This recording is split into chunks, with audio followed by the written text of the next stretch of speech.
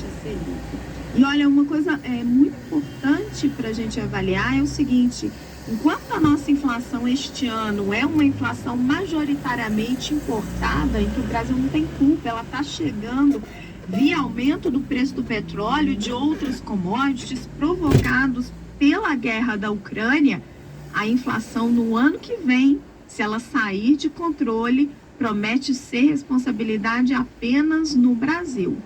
Para 2023, as estimativas são de uma recessão nas maiores economias do mundo, exatamente por conta desses aumentos de taxas de juros. Se aqui a taxa continuar subindo e pesando no bolso dos brasileiros, é por conta dos erros de política econômica do nosso governo. Volto com você. Obrigado, Raquel Landim, trazendo, portanto, aí as expectativas em torno desta super quarta aí no que diz respeito à questão dos juros, tanto aqui no Brasil quanto nos Estados Unidos. Logo mais aqui na programação da CNN Rádio tem mais um Liberdade de Opinião também. Lembrando que a Confederação Nacional do Comércio, a CNC, revisou para cima o crescimento anual do setor de turismo. Esse setor deve encerrar o ano com uma alta de 2,8% em relação ao ano passado. Na projeção anterior, a CNC estimava crescimento de 2,4%. Essa análise da Confederação é feita com base no cruzamento de informações disponíveis ou disponibilizadas pela pesquisa mensal de serviços do IBGE, considerando assim o potencial mensal de geração de receitas do setor. O setor de turismo que vem reduzindo as perdas em relação às fases mais agudas da pandemia, e a tendência é que volte a registrar o mesmo patamar de volumes e receitas que tinha em fevereiro de 2020, dentro de no máximo 2 meses. 9h37, vamos fazer a junção com a CNN TV para Liberdade de Opinião. Liberdade de Opinião, mais Boris Casoy, mais Fernando Mulica. A Procuradoria-Geral da República defendeu a extinção da pena e a revogação de medidas cautelares contra o deputado federal Daniel Silveira. Essa manifestação foi enviada ao Supremo. Agora, no fim de maio, o ministro Alexandre de Moraes deu 15 dias para que a PGR se manifestasse sobre um pedido de revogação das medidas cautelares e das multas aplicadas ao deputado. A Procuradoria afirmou que o deputado tem contra ele decretadas diversas medidas cautelares em curso e alega que elas não podem perdurar indefinidamente. Além disso, a Procuradoria diz que as multas aplicadas ao parlamentar chegam a quase R$1 milhão, o que ultrapassa consideravelmente a própria pena. Para a PGR, a medida cautelar configura excesso à restrição de direitos fundamentais ao condenado. O deputado federal foi condenado pelo Supremo lá em abril por ataques à corte e à democracia. Pouco tempo depois da decisão, Silveira recebeu perdão da pena do presidente Jair Bolsonaro através de um decreto chamado Graça Constitucional, Muriel. Fernando Mulica e Boris Casoy já estão aqui com a gente. Mulica, já era esperado esse tipo de pronunciamento da PGR? Qual que é a sua avaliação? Pensei que você fosse me chamar de Sidney Rezende.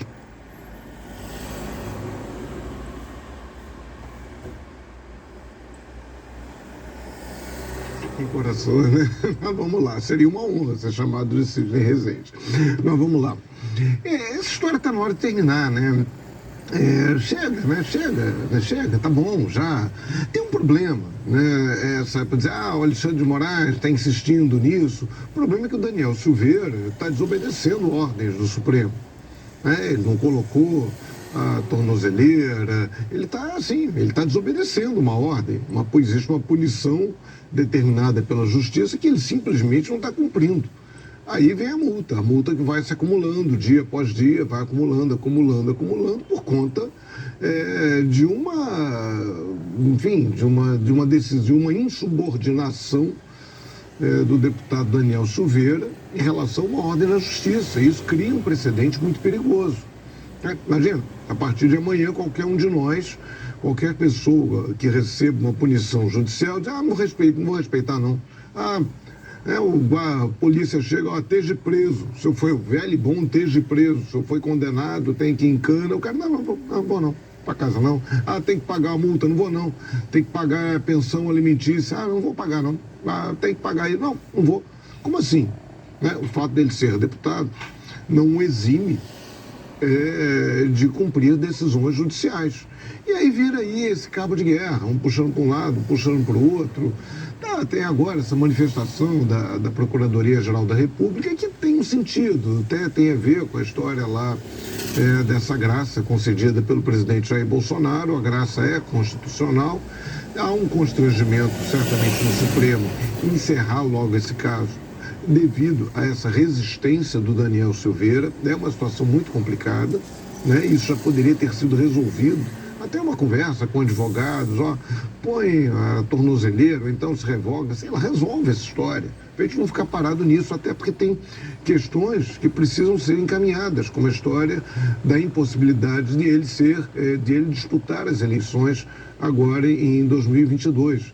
Então é bom encerrar logo esse caso, né, encontrar uma saída aí, talvez o Alexandre de Moraes, enfim, tenha que aceitar determinar esse pedido, né, essa posição da Procuradoria-Geral da República, tem que engolir esse sapo para resolver logo. E aí o Supremo define, tudo bem, a graça, ele não vai ser punido, quer dizer, ele não irá preso, não precisará cumprir a ordem de prisão, porque a pena foi extinta pela graça. Agora, a graça não é uma anistia, ela não anula a situação dele de condenado. Portanto, ele foi condenado por um colegiado, um órgão colegiado, e ele não vai poder disputar as eleições. Aí zera esse troço e a gente segue em frente para também não ficar... Aí vou usar a expressão do Boris, né? Eu tomei dessa vez, falei antes, vou usar a expressão do próprio Boris, né? Não gastar vela com um defunto que não vale a pena. Com vocês. Agora, Mônica, você acha que essa foi uma... Olha só, apareceram dois Molicas, porque foi um pedido da audiência, né? Um só estava pouco. Então a gente precisa de dois Molicas aqui ao mesmo tempo, mas o Boris chegou e abriu seu espaço aqui. O Boris já está nos ouvindo direitinho? Tá? Então... Lá vamos nós, então, né, Muriel, com o Boris agora, então. Vamos lá, sim. Boris, quero saber justamente a sua avaliação com relação a esse posicionamento da PGR. Já era um posicionamento esperado, na sua percepção? Era uma posição esperada.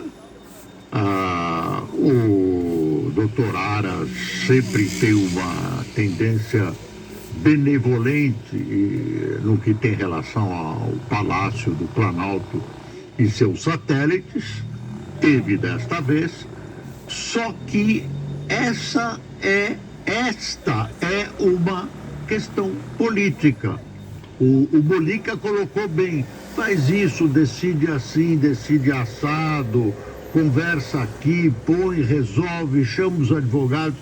E que é isso? É uma decisão meramente política, se você quiser diplomática, quando deveria ser uma decisão rigorosamente dentro da lei. Como o presidente Bolsonaro surpreendeu decretando essa caça, o Supremo não engoliu, então aplica uma legislação. Tem gente que não tem certeza, tem gente que acha que ele está livre para tudo.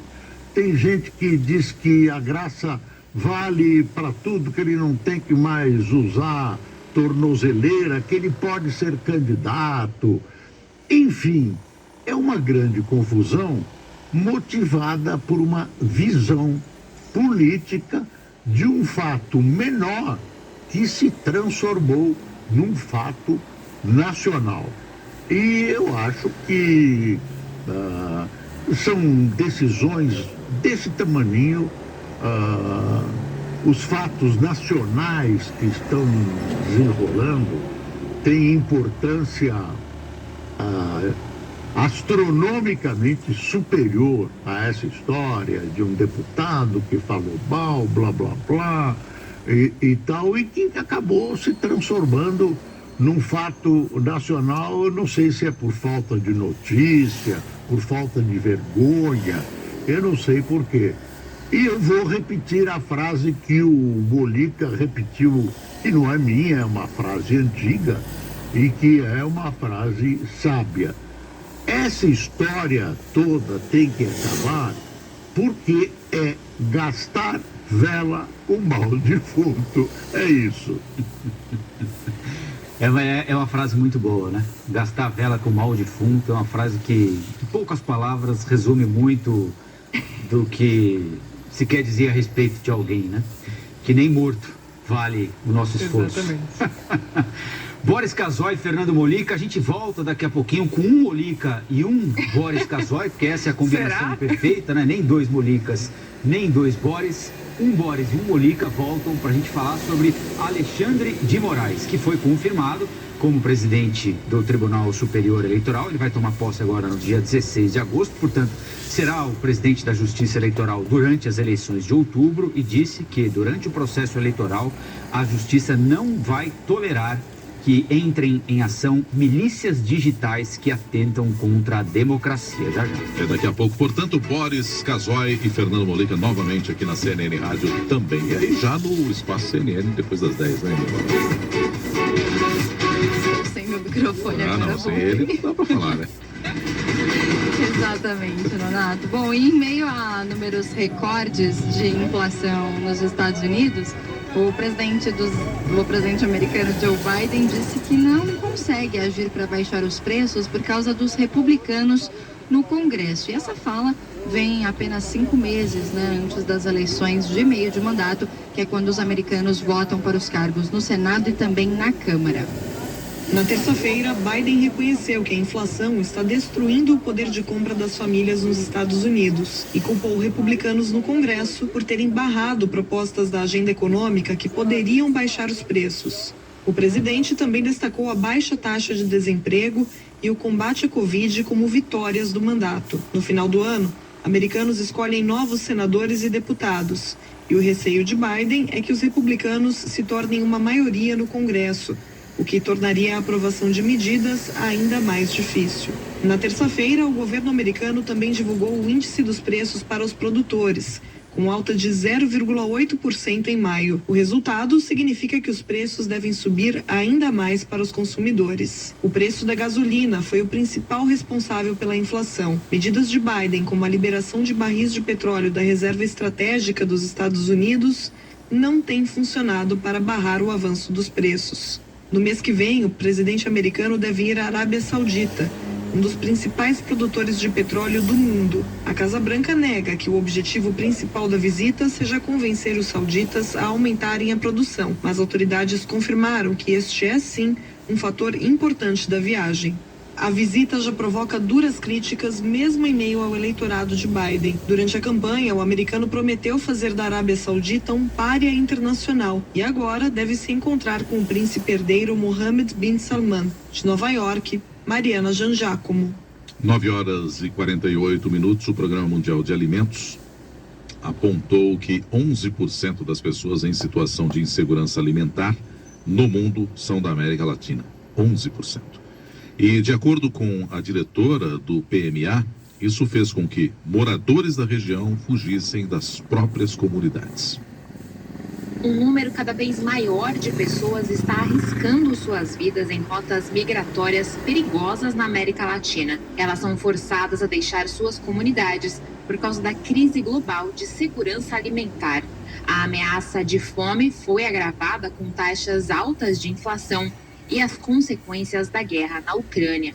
A afirmação é da diretora do Programa Mundial de Alimentos na América Latina e Caribe, Lola Castro. Nesta terça-feira, ela falou a jornalistas em Genebra, na Suíça. Atualmente, dos 2,3 bilhões de pessoas em insegurança alimentar moderada e grave no mundo, 11% vivem em países latino-americanos e caribenhos. Os dados mais recentes do PMA indicam que 9,7 milhões de pessoas estão em extrema insegurança alimentar nos 13 países onde o PMA tem presença. Segundo Lola Castro, a tendência aponta que esse número pode subir para até 14 milhões de pessoas, se aproximando dos níveis máximos alcançados no auge da pandemia. Ela lembra que os preços do combustível e da energia são um grande problema para quem vive em situações precárias. Nos últimos 2 anos, o custo no frete de 1 tonelada de alimentos na região aumentou em 7 vezes. Da ONU News, em Nova York, Mayra A Lopes. gente segue aqui na área internacional ainda. O presidente francês Emmanuel Macron disse nesta quarta-feira, hoje, que a Ucrânia terá que manter conversas com a Rússia em algum momento, a fim de pôr fim à guerra entre os dois países. Ele fez uma visita à Romênia e à Moldávia e disse o seguinte: o presidente ucraniano e seus funcionários terão que negociar com a Rússia. Emmanuel Macron chegou à Romênia ontem, terça-feira, para uma viagem de 3 dias ao flanco sul da Organização do Tratado do Atlântico Norte, a OTAN. Aí inclui Romênia e Moldávia. Na quinta, Macron possivelmente deve seguir para Kiev, numa visita ao chanceler alemão Olaf Scholz e ao primeiro-ministro italiano Mario Draghi. O presidente Macron foi muito criticado, inclusive, pela Ucrânia e aliados do leste europeu, pelo que eles perceberam como seu apoio ambíguo à Ucrânia.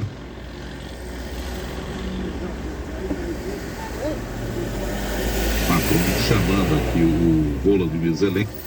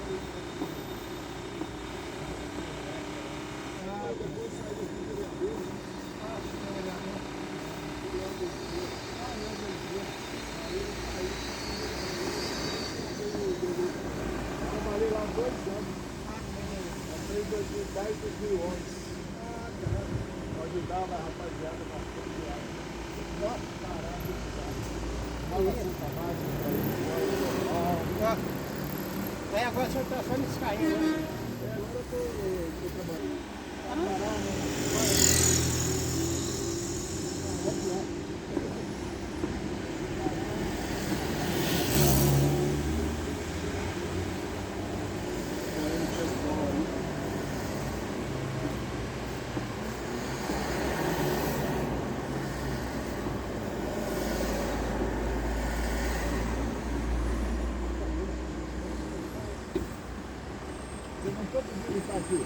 Não, acho que eu peguei aqui. Não, mas eu peguei lá embaixo. Vai acabar a barraca vermelha. Mas lá eu mando alguém subindo pra cá. Já tá acabando já também. Olha o que foi. É, muito aqui. Elcio. Entendeu, Elcio? O cabo de aquela ou mais.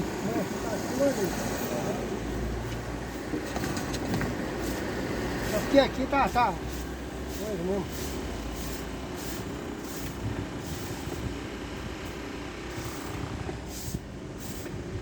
Vamos ali, depois é que tiver.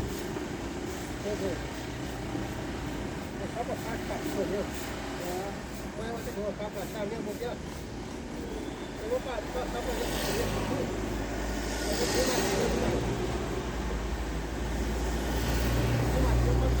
Eu não vejo mais que eles estão na rua.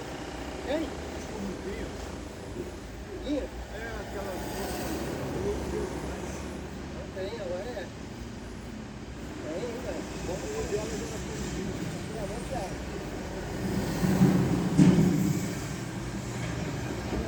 Agora, acabou tudo aí agora.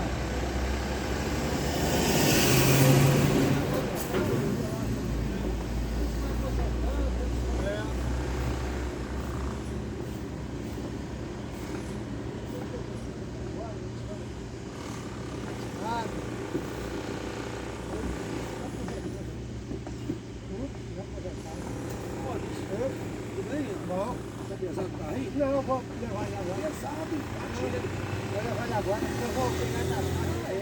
Faz o caô ali. Não, vou pegar. Aí você faz o seu saco já tá cheio, tem aquele relógio ali. Ah, tem o relógio, tem o relógio. Ah, tá.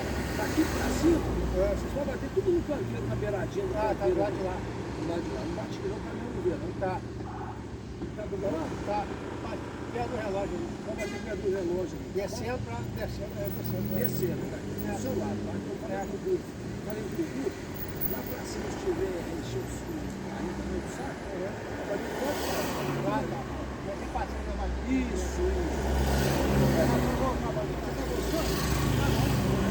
Tá bom. Querendo ter capita? Não, tá. Não, eu não tenho.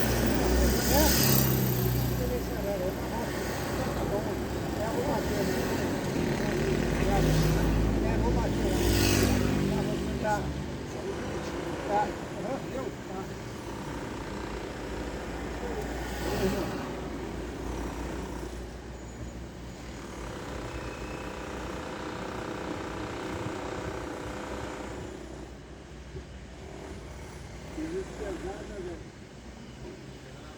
Você varreu a casa é difícil, imagina a rua. Chega, desce um pouquinho, mano, que eu tenho que vir nesse prédio.